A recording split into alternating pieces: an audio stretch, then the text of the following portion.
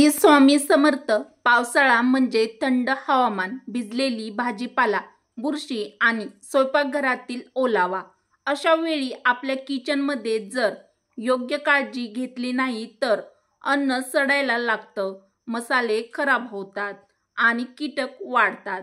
आज आपण पाहणार आहोत पावसाळ्यात उपयोगी ठरणाऱ्या खास किचन टिप, ज्या प्रत्येक गृहिणीच्या खूपच उपयोगी पडतील. चला तर मग व्हिडिओला सुरुवात करूया. पावसात ओलावा जास्त असल्यामुळे मसाले पटकन खराब होतात. त्यामुळे सर्व मसाले हवाबंद डब्यामध्ये ठेवा.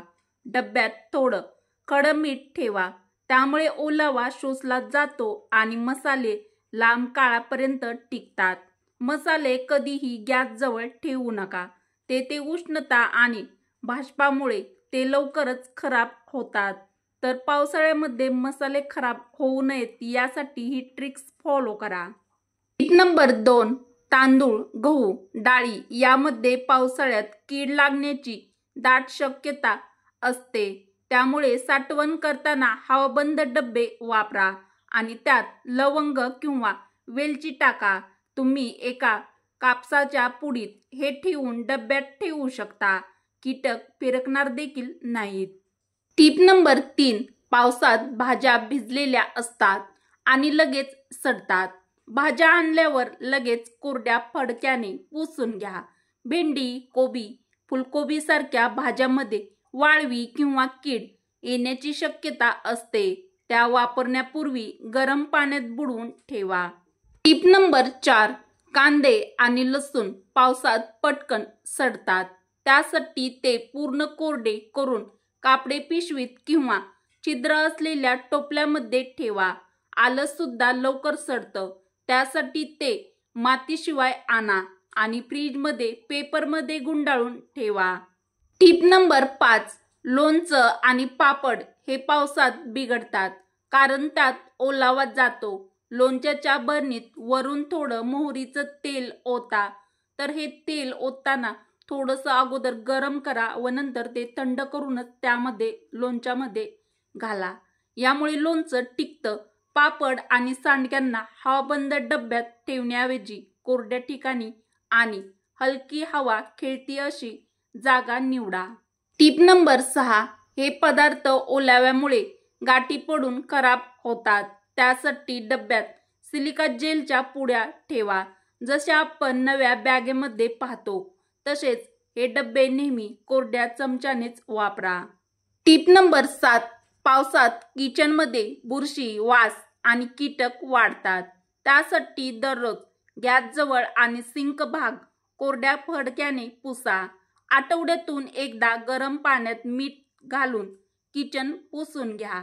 कापूर पेटवून घरभर फिरवल्यास वातावरण शुद्ध होतं आणि दुर्गंधी किंवा कुबट वास, पावसाळ्यामध्ये जास्त करून कुबट वास येत असतो, तर तो वास देखील निघून जातो. Tip number 8. पावसात घरात गारवा असतो, पण काही वेळा अन्नाचा वास राहतो. एक सोपा उपाय, एका पातेल्यात लवंग, दालचिनी आणि लिंबाच्या साली घालून पाणी उकळून घ्या आणि ते पाणी किचनमध्ये फवारा. यामुळे छान सुगंध किचनमध्ये येतो. तर मैत्रिणींनो, या सगळ्या टिप्स तुमच्या किचनला पावसाळ्यात स्वच्छ, सुगंधित आणि व्यवस्थित ठेवायला नक्कीच मदत करतील. तुम्हाला कोणती टिप सर्वात जास्त उपयोगी वाटली ते मला कमेंट बॉक्समध्ये कमेंटमध्ये नक्की सांगा. व टिप आवडल्या असतील तर पटापट लाईक व शेअर नक्की करा. साबुदाणा वडे आणि साबुदाणा खिचडी खमंग, कुरकुरीत आणि चविष्ट होण्यासाठी खाली दिलेल्या महत्त्वाच्या टिप्स आणि ट्रिक्स खास सुगरणींसाठी आहेत. या टिप्स फॉलो केल्यास तुमचा फराळ अजून स्वादिष्ट आणि परफेक्ट असा होईल.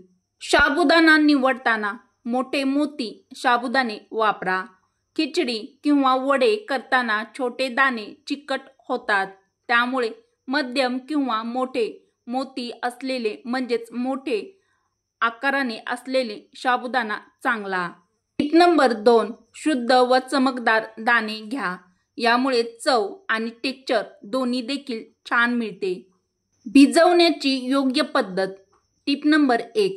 साबुदाणा 2दा धुवा. पाण्यात चोळून नीट धुवून घ्या, जेणेकरून त्यातील स्टार्च कमी होईल.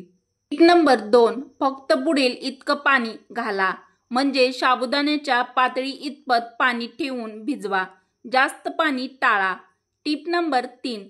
6 ते 8 तास झाकून ठेवा. वेळ दिला तर साबुदाणा मोकळा आणि मऊ होतो. साबुदाणा खिचडीसाठी खास टिप्स. Tip number 1. शेंगदाण्याचं कूट भाजून वापरा. कोरडं कूट केल्यास खिचडी खमंग होते. Tip number 2. साबुदाणा हाताने मोकळा करा. हाताने थोडा थोडा करून मोकळा केल्यास चिटकत अजिबात नाही. Tip number 3. कढई चांगली गरम असावी. मध्यम आचेवर भाजल्यास कुरकुरीत व सैलसर खिचडी होते. Tip number 4. काही मिनिटांनी झाकण न घालता शिजवा, म्हणजे खिचडी ओलसर होत नाही. Tip number 5. शेवटी लिंबाचा रस घालून एकटीच मिक्स करा. स्वाद दुप्पट होतो. साबुदाणा वड्यासाठी खास ट्रिक्स. Tip number 1. बटाटे चांगले थंड झालेले वापरा. गरम बटाट्यामुळे साबुदाणा वडे फुटतात. Tip number 2. जास्त ओलसर नको. जर साबुदाणा खूपच मऊ असेल तर वडे तळताना फुटतात. थोडंसं शेंगदाण्याचं पीठ किंवा तुम्ही राजगिऱ्याचं पीठ देखील त्यामध्ये मिक्स करू शकता. अत्यंत महत्त्वाची टिप नंबर 3. तेल मध्यम तापमानावर ठेवा. फार गरम तेल वडे भाजायच्या आतच जळवतो आणि थंड तेलात वडे तेलकट होतात. तर साबुदाणा वडा बनवताना प्रत्येक महिलेने ही टीप नक्कीच लक्षात ठेवा. टीप नंबर 4. वडे थोडे पातळ करावेत, म्हणजे ते छान क्रिस्पी होतात. टीप नंबर 5. कढईत एका वेळी कमी वडे तळा. वाफ होणार नाही आणि कुरकुरीत होतात.